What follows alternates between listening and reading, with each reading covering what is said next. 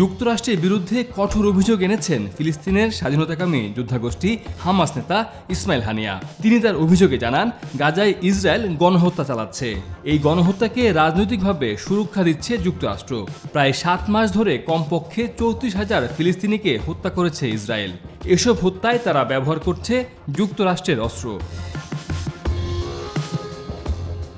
বিকাশে কম খরচে ক্যাশ আউটের লিমিট বেড়ে 50,000, প্রিয় এজেন্টও 2টা।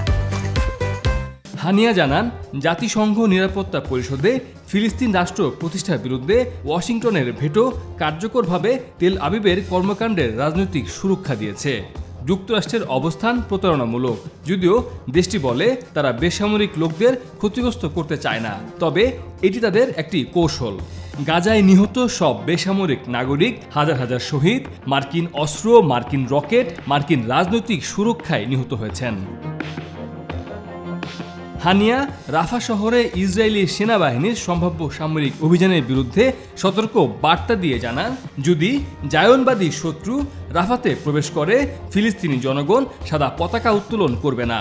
রাফায়ের প্রতিরোধ যোদ্ধারা নিজেদের রক্ষা করতে এবং আক্রমণ প্রতিহত করতে প্রস্তুত।